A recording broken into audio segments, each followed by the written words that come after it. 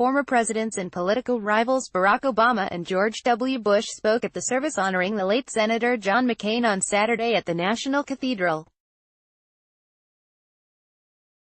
But it was a rebuke of the president who wasn't there by McCain's daughter that stole the headlines. America does not boast because she has no need to, Meghan McCain said. The America of John McCain has no need to be made great again, because America was always great. The New York Times reported that as Meghan McCain was delivering her eulogy, Mr.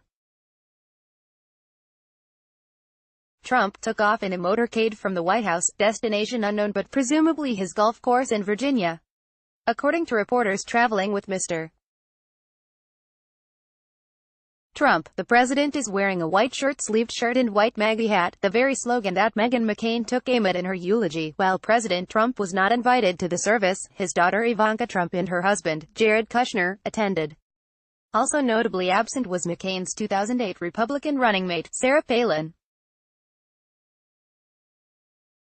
Among the other political stars at the National Cathedral were President Bill Clinton and Secretary of State Hillary Clinton, Vice President Al Gore, Vice President Richard Cheney, Secretary of State Madeleine Albright, Secretary of State John Kerry, Senators Bob Dole and Elizabeth Dole, Associate Justice of the Supreme Court Anthony Kennedy, Arizona Representative Gabrielle Giffords and Captain Mark Kelly, Senate Majority Leader Mitch McConnell, Speaker of the House Paul Ryan, Senate Minority Leader Chuck Schumer, House Minority Leader Nancy Pelosi, Governor Mitt Romney, and Attorney General Jeff Sessions.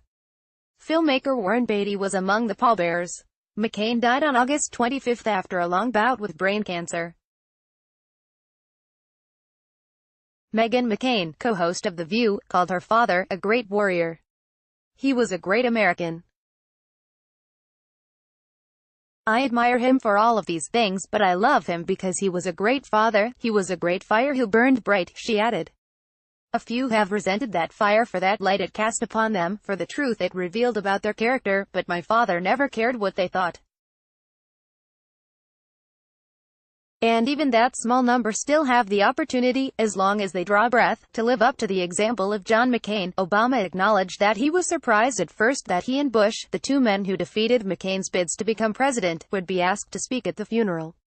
But then he noted that maybe it was a fitting choice. John liked being unpredictable, being a little contrarian, Obama said. It showed his irreverence, his sense of humor, and his mischievous streak. What better way to get a last laugh than to make George and I say nice things about him to a national audience? Among the other tributes, George W.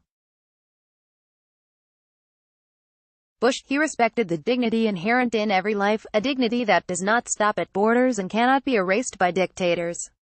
He was honorable, always recognizing that his opponents were still patriots and human beings. Former Secretary of State Henry Kissinger, the world will be lonelier without John McCain. His beliefs, his faith in America, and his instinctive sense of moral duty. None of us will ever forget that. Even in his parting, John has bestowed on us a much-needed moment of unity and a renewed faith in the possibilities of America, a Senator Joe Lieberman. Remarkably, his death seems to have reminded the American people that these values are what make us a great nation. Not the tribal partisanship, personal attack politics that have recently characterized our life. This week, the celebration of the life and values and patriotism of this hero I think have taken our country above all that. In a way it is the last great gift that John McCain gave America, and I want to suggest today that we can give a last great gift to him, which is to nurture these values and take them forward into the years ahead to make America the better country John always knew it could be. I pray that we will, and I ask you to do so as well. Material from the New York Times, CNN, John McCain's U.S. Senate office, and the Washington Post was used in this report.